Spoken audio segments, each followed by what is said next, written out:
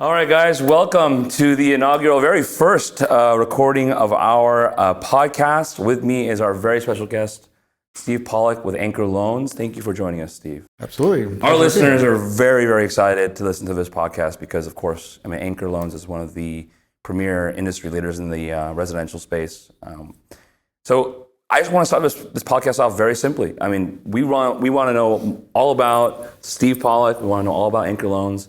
We have a limited amount of time, so we're going to try to get into it as fast as possible. So, first things first, Steve, you're not originally from the world of finance, right? You're a doctor, right? Yes. Yeah. So I'm a doctor. You're a doctor of optometry. Optometry. Correct. Okay. Yeah.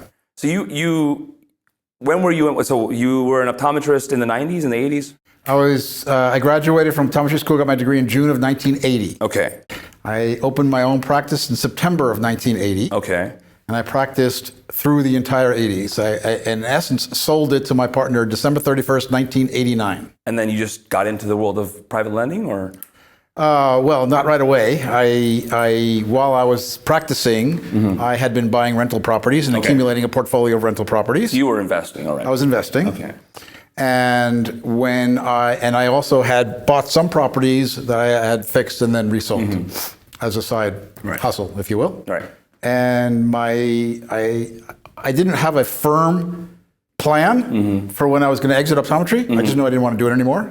But so I got into real estate. Right. I started buying properties, fixing them, selling them, fixing them, renting them. This is all while you have a practice? No, after I left. After I left in 1989. So you went basically full-time in practice? Full-time into real estate, investing in 1990. Fantastic. And did very well. Where were you investing back then? So my practice was in Stockton, California, Northern California. Bay Area, nice. And I was buying in the valley, in the San Joaquin Valley. Okay. Stockton, Tracy, Manteca. Basically, it was Stockton as a hub, that area around that area. And you're originally from the Bay Area? I'm originally from New York. You're originally from New York. So New York transplant to the Bay Area. There's a story behind that too. But no, actually New York transplant, then 4 years at UCLA. UCLA, okay. And then 4 years at UC Berkeley. UC Berkeley. Oh, you're an alum. I went to Berkeley as well. Okay. All right. So this is not Anchor Loans yet. You're just investing. That's correct. You're just investing in real estate. You're building, rehabbing in the 90s. So in the back of your mind, is Anchor on the horizon, or is this just Nope. you're just doing this full time? Anchor is not on the horizon. I don't even know what it means to be a lender at that point in time, other than I had a loan on my house. Right. Didn't know what it means to be a lender. Right. So no. Okay. No, there was actually another career in between that. So what was that? So the career in between, well, what happened was in the early 90s, we had a downturn. Right. Saddam Hussein, for those of you young people sitting around the table here, Saddam Hussein invaded Kuwait and the economy went to the toilet. Exactly. So doing what I was doing became challenging. And so being a very good game player, which I always have been a good game player, I actually gravitated to and became a professional poker player for 7 years. Wait. Okay, so optometrist. Yes, that's right. Investing in real estate. That's right. And That's all of a my sudden number 2. You're a pro poker player. Professional poker player. And you're playing in the Bay Area? I was playing in the Bay Area, a little bit in Southern California. Okay. And I go to Las Vegas for 4 to 6 weeks out of the year and play in tournaments, whatever. In the mid-90s? This is in the mid-90s, from like 92 through 98. So you're playing pre-poker boom during the Johnny Chan, Phil Hellmuth era? Yep. Oh, man. That's right. Very cool. Any? You know poker a little bit. A little bit. So one of the 3 eventual founders of Anchor, which was in 1998, was Dan Harrington, Dan Harrington. Dan Harrington. The hat. The green hat with the socks. That's right. Oh, my goodness. The second player ever to win $1 million in 1995 when he won the World Championship of Poker. What? I had no idea. Yeah. Is Dan still part of the business, or is he No, now? he retired, and actually there were 3 of us that formed Anchor, and we'll get there, 1998. 2 of them have been exited out of the company, sold their shares, whatever. I'm the only founder who's left.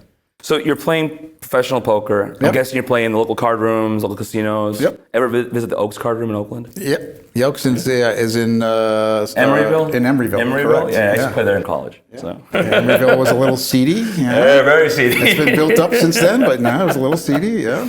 All right. San Pablo, So you're investing Joe's while you're playing poker professionally. Now let me ask you this: this is pre-poker booms. There weren't a lot of tournaments back then. No, I was playing cash games mostly. You're just sitting there. You go into a card room, you choose a game, you buy in for X dollars, you get to quit in 5 minutes or 5 hours or whatever you want. So you're just grinding. Yep. All right. What was your game of choice back then?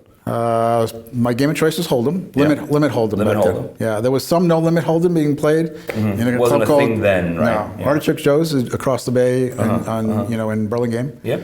Had no limit Hold'em, and I'd play there for quite a while. Okay. But it wasn't a thing. It wasn't as popular. Right. And the general public was scared of it. So there was way more limit games. Very good. Yeah, I used to play the 10-20 over at the Oaks a lot. So, okay, very cool. Okay, so you're playing. I know the owner very well, John. You do? Okay. I know John. Louis was the pit boss there for a long time. Yeah. That's cool. You know Louis' son, right? Yeah. Well, we won a couple. No, Louis' son was MC Hammer. We played a lot of poker there. We won a few jackpots, and then they make you sign some forms, and so we get to meet the executives there once in a while. So very cool. Okay, so we're playing poker professionally. Yep. You're also investing at the same time. Now, this is the 90s. That's when I started to become familiar with being a lender, because then I started investing in trust deeds. So trustee investing was a thing back in the mid-90s. Okay. Yes. And this is pre-Dodd-Frank, pre-private lending era. Yes. So tell me more about the product back then, because there was no consumer business purpose differentiation back there, wasn't? Most of the properties at that time I was investing in were in Las Vegas.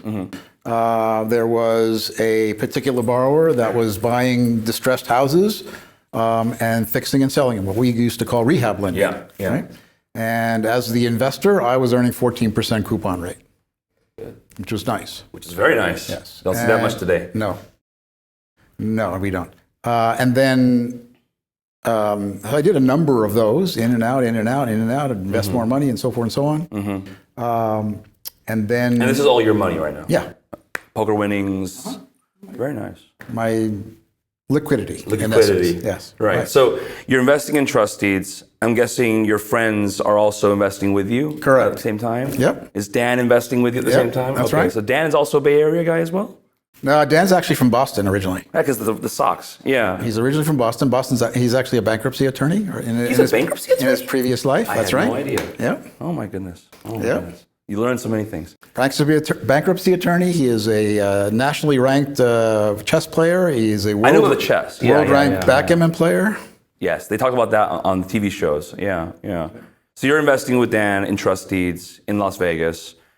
So you're doing some lending and it's picking up, I'm guessing.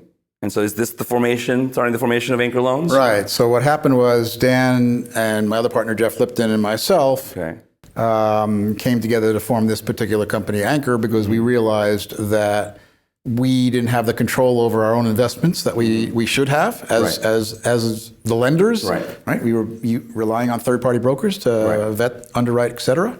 Also, the third-party brokers were getting more economics than we were getting. And we felt like there's a big opportunity here to take our own money. So what was the economics like back then? Right now, brokers typically, if they are brokering a hard money loan, they'll maybe take a point, maybe 2 if they're lucky. Yeah. So back then it was 14% interest and 4 points. 4 points. Yeah. They're taking away 4 points. Are they taking any spread on the loan? No. 4 points. Yeah. So you guys decide, okay, we're going to control our own destiny. We're going to control the economics. Now, when you guys start Anchor Loans, is it you guys just jump right in and start raising money, or is it just we're just going to create a business? We started with our friends and family money. We started about with $8 million. Okay. Pretty good. Some other nationally known poker players came in with us that you would know their names, but I can't divulge them. Of course. At least not on the podcast. And we actually moved away from Las Vegas and started investing here in California. We got a DRE broker's license. Yeah. It was the DRE back then before it evolved. Yeah. We actually had a program that was a too good to be true opportunity. Right. So it was a situation in which HUD had accumulated thousands of REOs from the downturn of the early and mid 90s. And they were trying to gentrify certain neighborhoods. And they would sell their REO home to a qualified nonprofit, had to qualify through the HUD and blah, blah, blah. Right. At 50% of the appraised value of the property. 50%. Provided the nonprofit would sell it to a homeowner that was at least 110% income of the average of the neighborhood. So in other words, try to gentrify and bring up the wealthier neighborhood. people, yeah. And not sell it for more than 10% above their total cost, hard and soft costs. Okay. So let me give you an example. Right. Houses appraised for $100,000, right? Typical house, we did a lot of lending in Compton, in Linwood, in East LA, in Long Beach, but low end housing. Yeah. House is appraised for $100,000. Yeah. HUD sells it to the nonprofit for $50,000. Okay. His fix-up costs are $30,000. Right. His total closing costs, hard, soft, whatnot, let's just say it's not going to be this much, but let's just say it's $20,000. When you add those all up, you're at $100,000 in costs. Yeah. But now your property, which was worth $100,000 before it was fixed up, is now worth $150,000. Right. Okay. But since they only have $100,000 in total costs, they could only sell it for a maximum of $110,000. Oh. So the nonprofits actually had waiting lists of people waiting to buy the property. They didn't care where it was because they're buying property with tens of thousands of equities built off at the a pretty good discount. Yeah. So I'll tell you what the smart nonprofits did. What the smart nonprofits did, they would come to us and say, could you charge us higher interest rate and more points so we can make a higher spread? Thank you very much. Yeah. That's So fantastic. that was, that lasted a couple of years, but we saw the handwriting on the wall because what happened was somebody in Washington got smart and realized, wait a second, there's a lot of money being left on the table here that somebody else could gather as opposed to the free market. Right. They shut that program down after 2 years. But while we started Anchor primarily lending to nonprofits with this particular program, we knew that was going to happen eventually. And we began almost from day one starting to build out a business model to transition to lending to for-profits, same situation, rehab lending. Rehab lending. And this is 1998. 1998. So post-Gulf War recession, we're heading into the early 2000s, the millennium. Yep. Anchor Loans is, you have a fund at the time? No. Oh, yes, I'm sorry. We started our first fund in 1998. In 1998, okay. Yeah. And was it just California fund, or was it a Reg D? Or It was a Reg D fund. It was actually for our non-California investors that were accredited because they didn't want to sign all the paperwork having to do with it. They were basically our friends. Right. They trusted us. They didn't want to have to kick the tires and underwrite the loan. They knew that was fine, and they liked that concept. So we had a fund which still exists from 1998. Your fund still exists? Yeah. Reg D funds, okay. So you created a small fund, you seeded it with $8 million. And for our listeners, Anchor Loans today is probably one of the biggest, or the biggest, fixed income lender in the United States. You guys hit what, 7.8 billion in originations or something like that? Life to date, yes, seven, almost coming up on $8 billion. $8 billion in originations. It's unprecedented. So, but none of my clients who are in fixed income lending have the same. So you guys came from 98 until today. There was a lot of things happening in the early 2000s and of course in 2008. I'm guessing you guys were scaling massively up until the 2006 era? 2007? So we scaled up until 2005. Okay. 2005, we were not significantly affected by the dot-com bubble of 2001, which happened and affected us somewhat, but no losses. We were fine. In 2005 was our pre-downturn high water mark for annual origination. The so it was milestones. $172 million in a year. Hold on, you guys went from, you started with $8 million in 98, and in 2005 you said? 2005 you hit 100 and what? 72 million. 172 million. That is unprecedented of itself. Clients can't scale it like that today. So you're doing and this is all rehab lending? All rehab lending, that's all we did. In Nevada and California? At that time it was only California. Only California? Yeah. Were you the only ones on the scene doing this, or were there other competitors? No, there were other players. Okay. There were other players, yes. We were not even the biggest. Who was the biggest back then? Aztec Financial and Wilshire Financial were probably the two of the biggest. You don't even know their names, right? I know Aztec. Okay. I know Aztec. Wilshire Financial, there's a few different Wilshires out there. So no, they went BK. They're out of business. BK. Yeah. So that's kind of the line of questioning I want to ask about. So in 2000, so you hit a high water mark in 2005, but you're hinting to something changed. That's right. But this is in 2005 and 2006, the market was just swelling. Values were great. That's right. That's the problem, though. Okay. That was the problem. What happened was at the end of 2005, myself and my partner sat down and realized that this was 2005 was the third straight year of 15% appreciation in the Southland it's never happened before. You get 15% on the values, all the loans you're year doing. over year over year, not just ours. We're talking about Everything. across the board in Southern California. Home prices had gone up from 2 to 3 by 15%, Right. 3 to 4 by 15%, from 4 to 5 by 15%. Wow. Now appreciation is normally like 2 to 5%. This is Exactly. 15% 3 years in a row. Right. So I'm not going to tell you I was smart enough to predict the subprime crisis. However, it was squirrely and we knew something was wrong. So what we did, Okay. anticipating your question, Yeah. what we did was we thought that something was going to happen in the real estate market. We became concerned. We tightened our underwriting guidelines in 2006. Okay. And in spite of an increased amount of potential business coming to us as applications, et cetera, Right. we actually did 15% less loans in 2006 than in 5. You reduce production by 15%, even though values are That's record right. highs. That's what happened. We gave investors some of their money back, saying we're being more cautious. Right. So the fund is at about 170 million, you said? No, because we were also selling into, we were doing whole note sales, and actually we were fractionalizing notes at that time as well. So we were doing all of it. You were doing a little bit of everything on the capital market side for a lender back then. Okay, so That's right. You tighten your underwriting, you said. So let's talk about the underwriting back then. So right now, I mean, one of the comments I always make when I do any kind of panel is underwriting and private lending is all over the map. All right, we have people who will do 90% LTV, some people will do 95% ARV. I don't know what is going on. As a former banker, I was trained with 50, 65% LTV, and you just do that. Back then in rehab lending, what was kind of the standard of underwriting? What was the underwriting standard back then? The standard was 75% of after repaired value. After repair value. So it hasn't That was changed too standard. much. It hasn't changed too much. Okay. However, the key there is what's the value? Right. That's the key, because it's impossible. An appraisal, yes, gets you in a value, but you get an appraiser on the stand and you say, can you swear that the property is going to sell for that number in a year? Nobody's going to say yes to that. It's all an opinion. Right. So you could still be at 75% of value, but where your value after appraised value on a given property in 2004 might have been X, now in 2005, same property might be 90% of X. Wow. Right? You just get a little bit more conservative because your value is generally your range. So I think the property is worth 220 to 250. Sure. Okay, so let's lend on 235. Okay. Right? When you tighten underwriting guidelines, I think it's worth 220 to 250. Let's lend on 220. You're basically making a decision at what you believe the after repair value is going to be, and that's how you're tightening your underwriting guidelines. That's one way. The other way is the borrowers that may have qualified for loans in 2004 and 5, borderline, Right. now don't qualify in 2006. Right? They don't have enough experience. They don't have enough cash reserves. Their FICO or credit is challenged. Right. Now you don't loan to them. So you're paring everything back. You're tightening up, but you're tightening your belt. Yep. 2006, 2007, and then So nothing happens in 2006. Yeah. We thought something was coming. We did. Yeah. Nothing happened. Yeah. So what happened? 2007. Yeah. We tightened some more. More. Same methodology? Same thing. We did 35% loans in 2007 than we did in 6. 35% of your volume from 2006.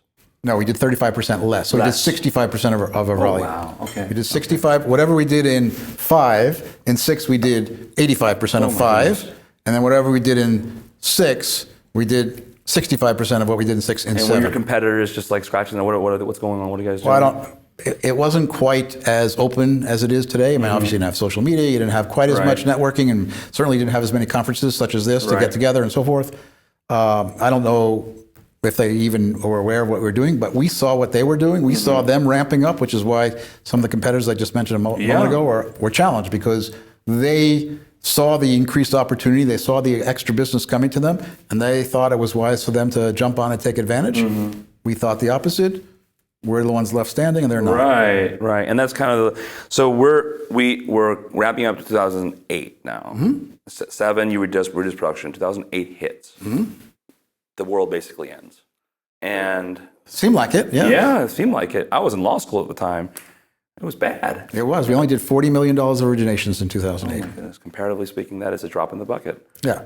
So your company's still around. You're still here. Around. We heavily, massively put all of our energy into asset management. So you're really just making sure your assets don't fall apart. Right. And for the period of time between 2008, January of 2008 and June of 2009, that 18-month period in which everybody was concerned, like, is the economy going to collapse? Is the world going to end? Blah, blah, blah, blah, blah. And other equity funds, real estate-based equity funds were losing 30, 40, 50%. Hemorrhaging. Yeah, we broke even. You broke even in 2009. Yeah. So that tells me, I mean, what was your default rate then? It was probably... It was high. Well, let's speak relatively speaking. Up until 2008, before the downturn happened, we had a total of 11 defaults. Total Total of 11, and we lost money on 0 of them. Right. And it's a $170 million portfolio, right? I think at that point in time, well, no, that was originations. Obviously, they were turning every 7 to 9 months, so they don't stay around. So our portfolio on at the time we originated 170, our portfolio at the end of the year might have been 130, something like that. $130 million portfolio. Yeah. But that tapered down. 11 takebacks. Yeah. So 2008 hits, 2009 hits. How does that change? About 175 total. Okay. That's not as bad as it seems, though, comparatively speaking. So no, if you look at it from a life to date over 22 years, right? Okay, we have originated, like I say, almost $8 billion worth of loans, and we have taken losses of those $8 billion on all of our defaults in 22 years, somewhere in the range of $2 million. Wow. And do you credit that to underwriting? Do you credit that to good borrowers as a combination? What do you credit that? Well, underwriting gets you good borrowers. Exactly. Right? Yeah, it's true. I credit it to discipline. Okay. So, and that's one of the keys when people ask me, well, how do you be successful as a lender? Yeah. And it's all about discipline, because what's happening, and maybe we'll get to that later in the podcast, what's happening in the market, as you see now, is people are chasing borrowers, right? Okay, 90, 100, 95, 100, 100, 100, right? And if you set a certain underwriting guidelines, if you have a certain amount of risk tolerance, then you need to stick to it. Right. Okay? If you put yourself in a position where I got to do this loan because I don't have enough to make payroll, keep the lights turned on or whatever, you have a problem. Then you went into the wrong business. Right. But you need to be disciplined. You stay disciplined and you turn away loans that you shouldn't be doing. If you wouldn't have done this loan 3 years ago, why are you doing it now? Right. It's easy to saying no. That's how you survive. Be ready to say no. Yeah, of course. So in 2009, you are breaking even. So you are actually surviving, in my opinion, thriving, comparatively speaking. Most folks are hemorrhaging, filing bankruptcy. You know, Gerasi was founded in 2007. I remember looking at the old files back then. It was all workouts and basically trying to save 20, 30 cents on the dollar for most of our clients, and we were in bankruptcy court constantly. So 2009, you finished 2009, entered 2010, and I remember a glut of inventory being available. And is this the boom year for Anchor? Well, it's the start of it. It's not the boom year, but it's the start of it. It's where we survived. Yeah, we went from, I don't have the numbers in front of me off the top of my head, I think we increased our production by 100% in 10 versus 9. Right. Right. So from the 40 million we did in 2008, by 2013 we were 300 million. Wow, that's fantastic.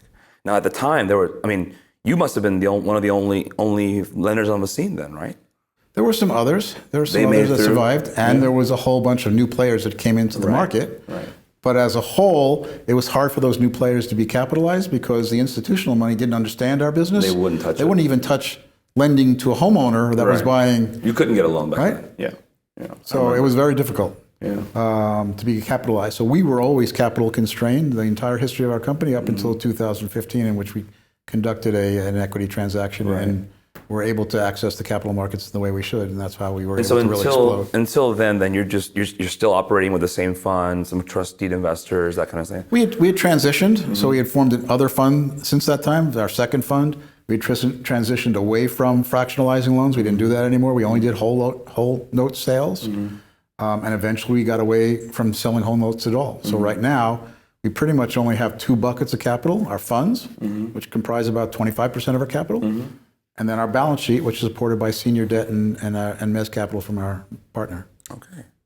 So I want to take we talked about the origination, the capacity, how you guys grew, but I want to talk about the company itself. So, I mean, when you first started, it was just you and your 2 other partners, right? You had no employees. Yeah, it was really just me and one partner, because Dan didn't do a whole lot.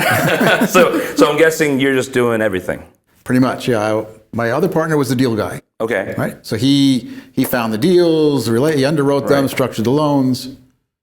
Okay. And you did everything else? I did everything else. Did everything else. Loan doc production. Finding the investments, loan docs, title. Dealing with investors. Wow. Producing statements, signing checks, paying bill. When cleaning bottles, unclogging toilets. That's right. So I did everything, which was great because I learned it. Yeah.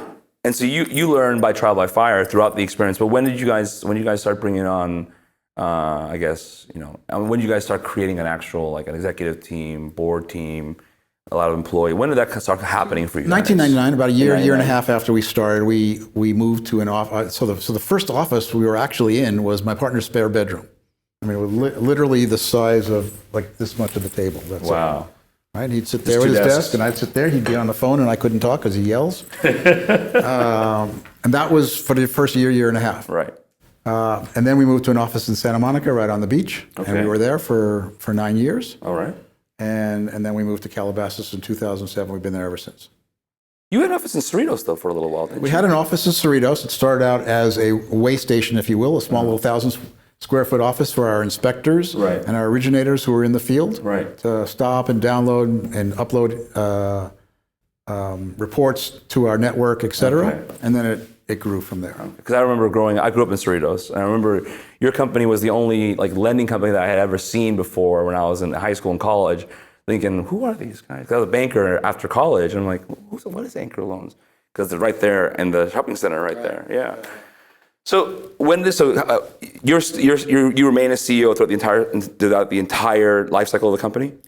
No, I started out as a vice president when there was just two of us. Right. He was the president. Okay. Right. And I was the president post downturn. Okay. And I officially became the CEO in 2015. Okay. And so let's talk about the company's composition during up till let's say 2015.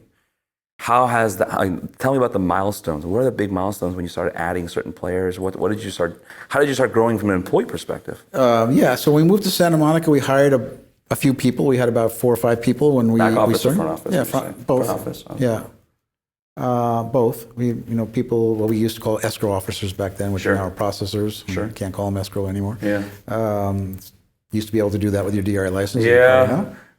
So, and then we grew from there. We ended up with about 30 people by the mid-2000s in Santa Monica. You had 30 employees in Santa Monica. 30 employees, yeah. Now, at this time, because you guys have a whole army of employees and contractors and tech people now, 30 employees, back office and front office. How did your executive team look at the time? The executive team was small. It was still just the partners. Okay. So we didn't have we didn't have any other C-suite employees. Right. We had some managers, but no directors or C-suite employees like we have now. Okay. And when did that change? When was it in 15 you started adding more C-suite employees, or was it executives? No, we started before that. We started in the post-downturn to start to become a little bit more structured, if you will. Right. When you grow a company, there's a couple of key points, inflection points, if you will, right? So you start with a few people, half a dozen people or so forth, and it's still just like a family, right? Family business. Right? Everyone does a little bit of everything. Yep. Yeah. And when you hit about 30 people, you know everybody, and you still don't have a whole lot of cross-training. You still don't have a whole lot of backup for certain positions. You only have one person doing a particular job.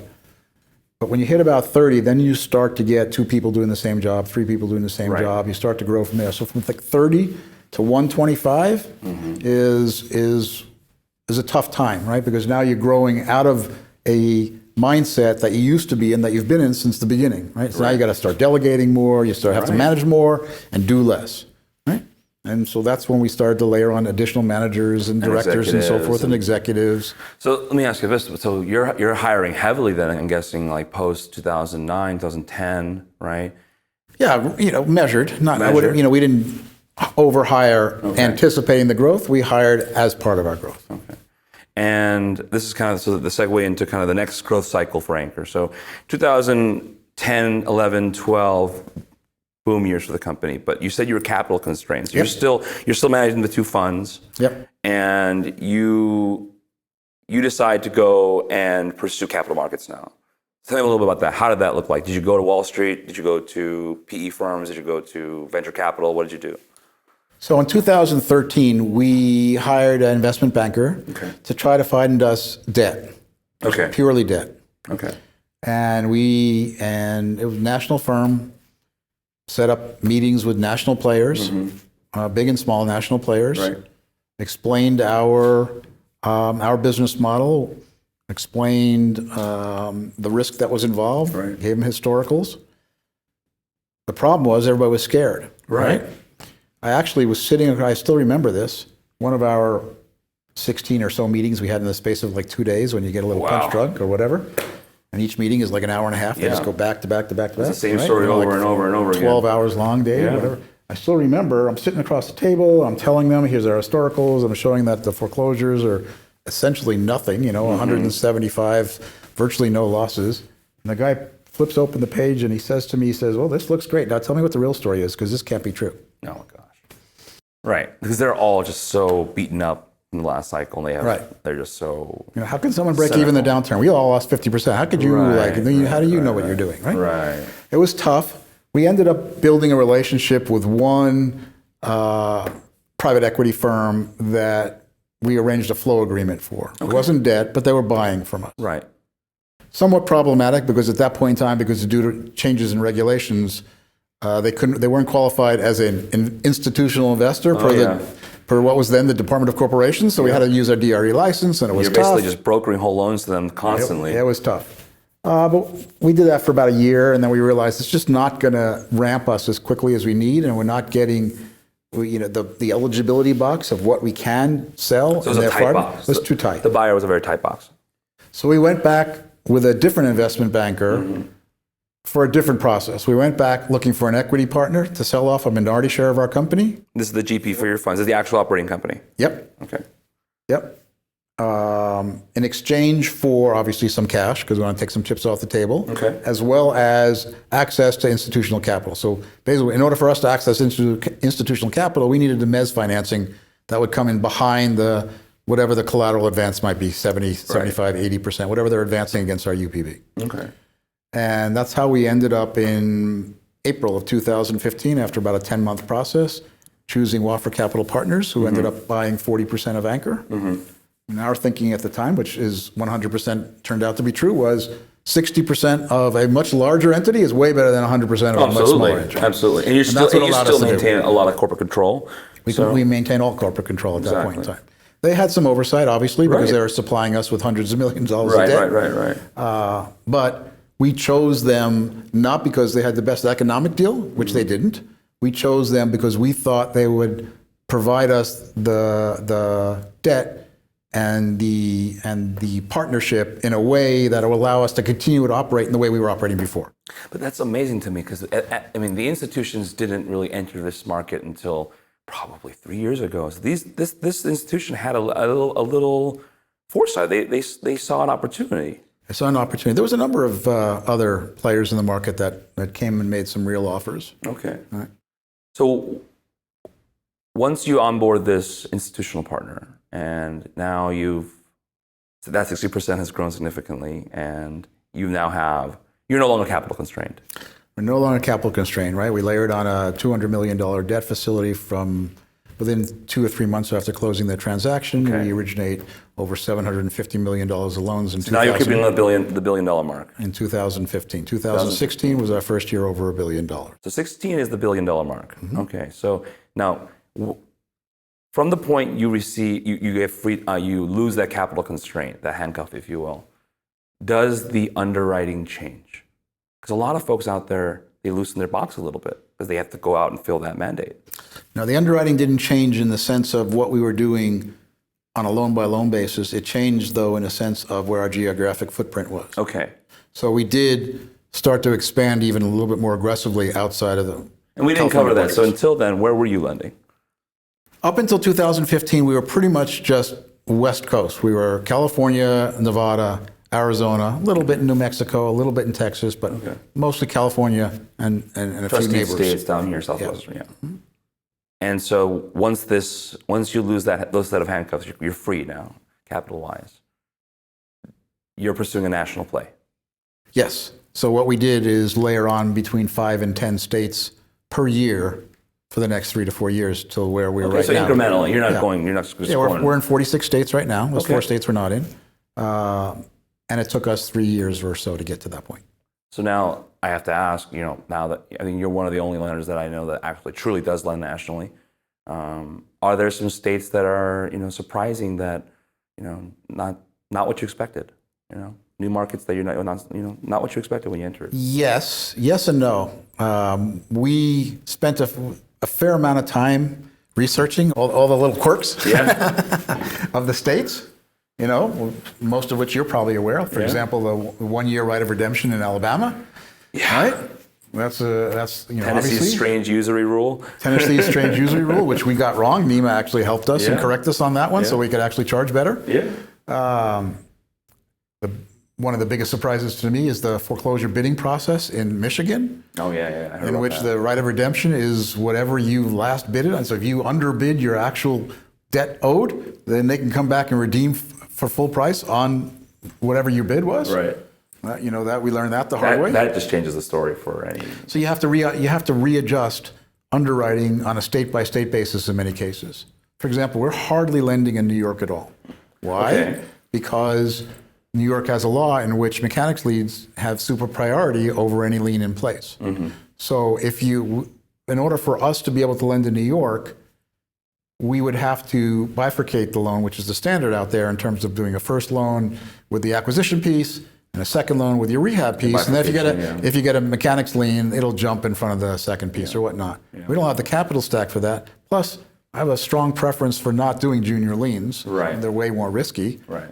And so as long as there's enough business to be done in the other 45 states that we're operating in, why struggle with that? Now, at some point in time, maybe we will jump in a little bit more heavily into New York, but we're not. But this is fascinating because to me, we see a lot of our clients, find an institutional partner or find some kind of large credit facility, but they all of a sudden now change their mandate has now changed. They are really just chasing deals. And you're staying disciplined throughout the whole process. You're not even, a lot of clients are just, okay, we need as much deal flow as possible. Let's go.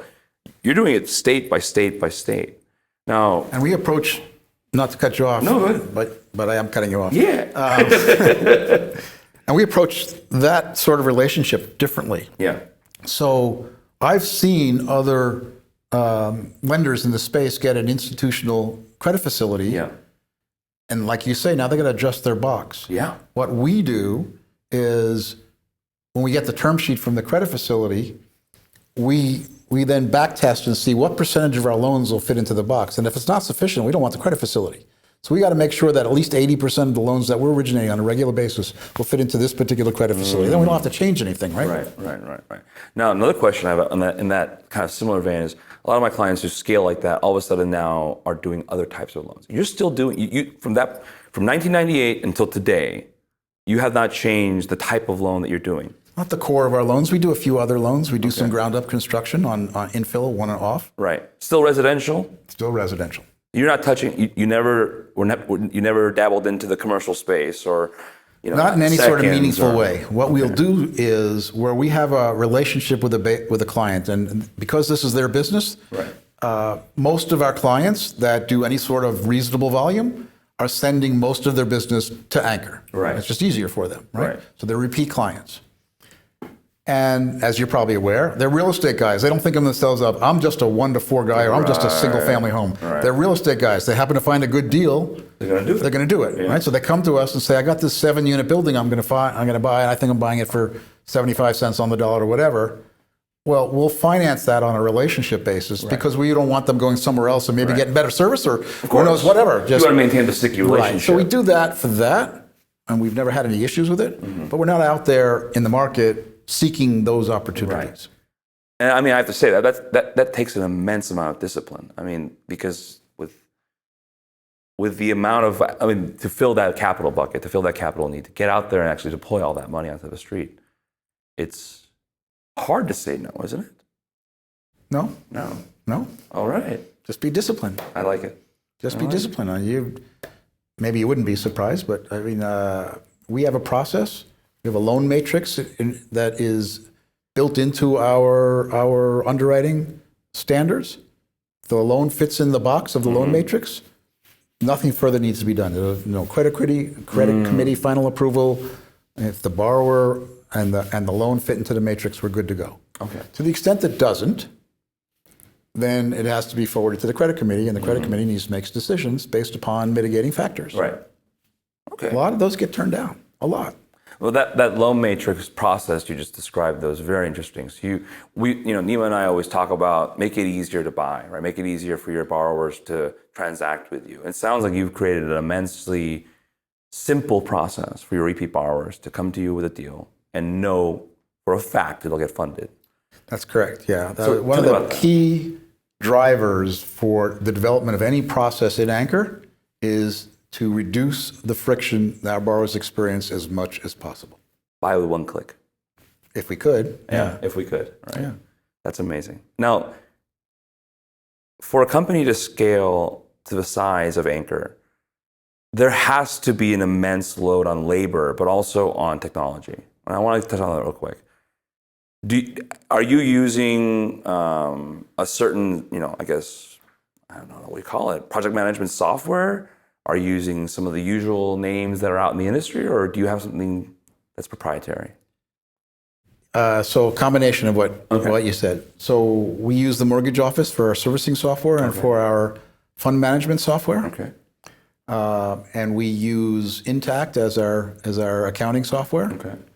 But we've also spent a fair amount of energy and time and treasure in building a proprietary technology that touches every single part of our business. It touches the processing part, it touches the underwriting, it touches valuations, it touches lead gen, it is our CRM system, it does our construction management system. It's all built into that. And we've developed APIs between our accounting system into this, between the mortgage office into this. So you must have a massive tech team then. We have 14 people on site. And IT and software? Okay, so you're actually having guys code for you guys. And we have 25 offshore in Brazil. Offshore? Okay. And the ones that are domestic, are they all in-house, or are they working, they're in the office? All house, yeah. Okay. I'm a big believer of nobody works from home. So I wanted to ask you about that. So this is interesting. So now I want to go into kind of the culture of Anchor, because I'm a big believer in company culture. Our law firm has scaled, doubled and doubled in the past 10 years, and we believe it has a lot to do with our culture. And Anthony and I were talking about it. He's actually, we're actually not a good example. Steve's company is actually a really good example. So I want to know about more about the culture of Anchor. How has that changed over the years? What do you emphasize in your culture? What's it like? So we're still evolving. Yeah. I'm a big believer in that you spend almost more time at work than any other single place, including at home, right? Because most of the time you're at home, you're by hours count, you're sleeping, right? Pretty much. So work should not be a place where you get up in the morning and go, I got to go to work. Right. It shouldn't be. But that also doesn't mean like catered lunches and ping pong tables and, things that tech teams have done. Nap rooms. Yeah. Although we did get a request for a meditation room recently.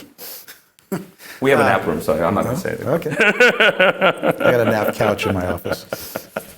So the key I believe in the company is to hire people that are best suited for particular positions. Okay. So you set them up to succeed from the beginning. How do you do that? How do you evaluate that? Well, you use approved testing, if you will, like things like DISC and predictive index and that kind of stuff. Things like that, yes. Similar, not those in particular. Although we've used those in the past, we've actually evolved away from that. What do you recommend? We use Culture Index and Wonderlic test. Okay. And the other, what's the other? Wonderlic. Wonderlic. Wait, Wonderlic. Isn't that the NFL?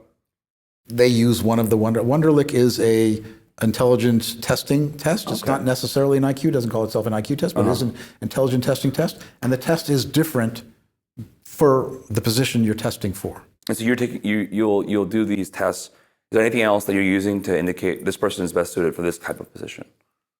Well, part of the Culture Index process is to design what we call a C job, which what it does is determine what profile would be best for a given position.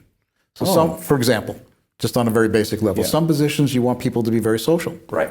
Some positions you want them to have their heads down and be very attention to detail. Yeah. Two completely different types of people. Right. Well, with Culture Index, you can assign a job, and then you can, based upon the profiling testing done by the Culture Index, it will tell you what percentage match it is for a given job or other jobs. That's amazing. Right? And then obviously your interview process. Of course. Okay. And we hire very slowly, Okay. which is why we have a lot of open positions. How many open positions do you guys 23. have? They're hiring, guys. You got to commute to 23 open Calabasas. positions. So tell me about the interview process. How does it differ from most companies? Well, I don't know if it does differ from most companies, but from what we do, the HR is involved. Yeah. The individual manager or managers, it might be multiple managers we'll have to hire. Okay. If we're hiring at a manager position or above, every single manager, director, C-suite employee in our company will interview that person. Every single one? Every single one. Is it a group interview or is it a one-by-one? It's a combination. So if they're going to be hired for a particular department, for example, and that department mostly touches these other four, then these four individuals will interview individually, one-on-one, and then other people maybe in two groups of four or something like that.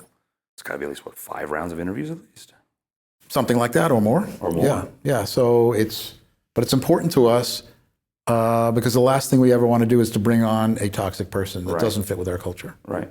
So we interview more for fit for culture than for experience, knowledge, et cetera. That's Hire just for a commodity. fit, hire for attitude, hire for culture. Yeah. So we at our firm, we're very, very big about our culture. We have our core values and all that. Does Anchor have core values? Yes. What are they? Oh, we just revised them. I wish I don't know if I can tell you all of them for sure. It's okay. Do you remember our core values?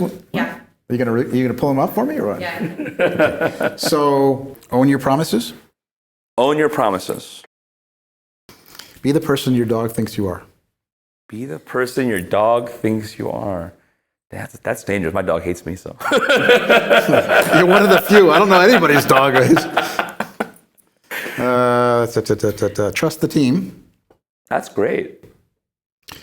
If the ceiling is, okay, I didn't quite have it right. If the ceiling is the moon, you'll never get to Mars. Think big. Huh? Think big. Think big, yeah. Our obsession is the borrower.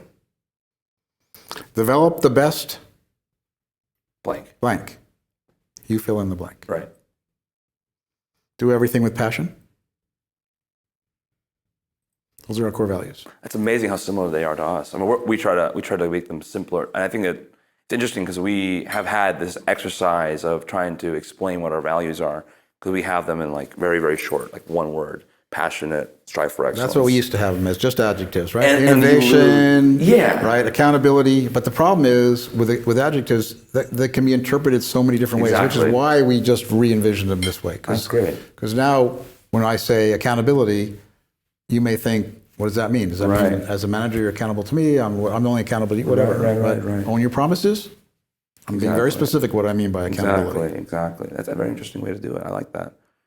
So is there a process for, I guess, rewarding folks for what we call living the values at your company? Yes. They get to keep their jobs. All right. I like that. So you talk about hiring slow, so I'm guessing Anchor also fires quickly then. We hire slow and fire quick, yes. Fire quick. Right. If we determine you're not a fit, now, people are not summarily fired, right? Right. We have a process in which there will be conversations. People will understand what the issue is.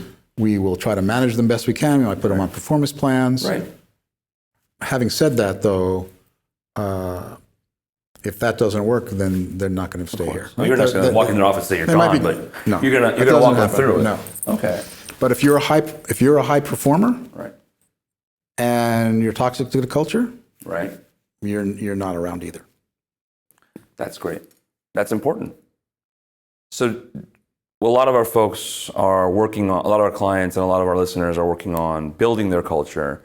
What did you hire a consultant to get you guys through this? Was there a facilitator for this, or did you guys just, we're going to do this ourselves? I don't think we ever hired a given consultant. We've had a number of consultants over the course of the last 10 years or whatnot. I belonged to Vistage for about 5 or 6 years. which, if you're familiar with that, gives you a lot of various management theories on how to do X or Y, bits and pieces here and there. Right. I'm a voracious reader. Okay. Read about, 60, 70 books a year. Whoa. What are you reading right now? I'm reading Curious Okay. by Mario Liva. Okay. What's that about? It's about what is the benefit, evolutionary benefit of humans being curious, and why do we lose our curiosity as we evolve from a little kid who's curious about everything to an adult who's curious, someone who's curious about nothing, and how curiosity plays into performance at the highest level. So it's a business book. It's a professional. Yeah, kind of. Very cool. Very cool. So you're gathering all of this information from all the different, I guess, Vistage, the books you're reading, and you build this amazing culture at your company. We kind of, the segue to this was the working from home thing. So we have a policy at our office that allows folks to work from home. Personally, I am very anti working from home. I personally believe that collaboration happens face to face. Performance happens better face to face. What is your guys' kind of thought process about working from home? Do you have any remote employees at all, or? We have remote loan originators because they're in different geographical locations, whether in Northern California, Chicago, Philadelphia, Houston, whatever. We also have remote inspectors, again, for the same reason, in the Southeast, in the Midwest, in Northern California. You're not going to open offices in all these states. No. Yeah. We have an office in Nevada because we have to. Right, brick and mortar. That's it. Yep. We have one person who has been with the company for a long, long time, who's our technical writer, who does work from home, but she comes into the office periodically. Okay. So we do have one that kind of violates the rule, per se. But I think there's three main reasons why working from home is not in the company or the employee's best interest. The bed, the refrigerator, the TV. Amen. That's why I can't work from home. I'll be in the kitchen making something, I'll watch some TV, and my lunch break all of a sudden became a 2-hour lunch break. I didn't mean for it. So there's arguments pro and con, and I don't think that the management studies have clearly shown working from home is great or working from home is not great. There are arguments. I just fall into the camp where I don't think it's the best for the culture or for the employee. Like you say, collaboration is best face-to-face. And you get your questions answered faster, you're more efficient, understand the drawbacks of the commute and what goes into that and so forth.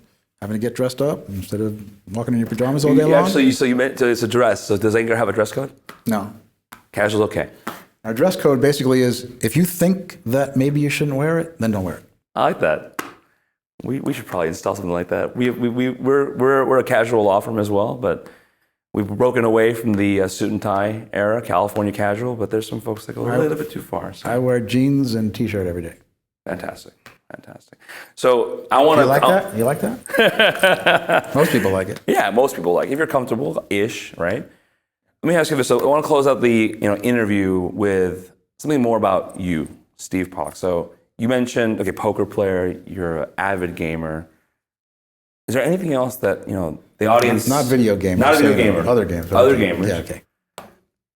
Is there any aspect, is there anything interesting, fun fact about Steve that we don't know about, that the public at large doesn't really know about, that our listeners would be thrilled to hear? Amateur magician. Amateur magician. Okay. Are you a member of the, what's it called? The Magic Castle in LA? We were just there for an event. It's great, right? It's an amazing place. It is. So what kind of magic do you like to do? Close-up magic. Close-up magic. Cards. Makes a little bit of sponge balls. Sponge balls. Sponge balls, yeah. Like disappearing. Sponge ball, disappear. Got 3, got 2, got 1. Right. Not big on coins, but cards, mostly cards. Sponge balls. A lot of hand dexterity required for a lot of this. So what are your thoughts on what kind of cards do you guys use? Like what magicians do they use standard cards that we use? Standard cards. Just bicycle deck? Deck. Not chem cards, I'm guessing. No, not chem cards. No, those are too coded. slick, those are too slick, and they're usually a little smaller. Okay. Well, that's interesting. I did not know. That's very cool. Black belt in Tang Soo Do. Very cool. What degree? Black belt. First degree. All right. And you studied in California?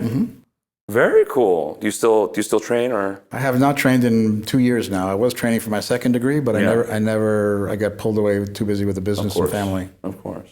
That's cool. 4th degree black belt taekwondo. So, All right. yeah, so I studied in Korea, studied in California. So Berkeley alum, Korean martial arts, very cool, very cool. All right, well, Steve, I can't thank you enough for taking the time today and just sitting and talking with us today. We really appreciate it, and look forward to more conversations in the future. And hopefully our audience will also listen in on the recorded panel you just did with my partner Nima and Beth from Corvest. That was a really cool panel. So thank you very much for taking the time today. Listen in for more, guys. We'll be coming back to you with probably another great interview, either at the law firm level or maybe with some of our clients. And hopefully we will be out and doing more videos on site as well. So we really look forward to doing that. Thank you once again, Steve from Anchor Loans, the biggest fixed income lender in the country today. $8 billion in origination. It's fantastic. Thank you very much. You're welcome. Thank you. It was fun.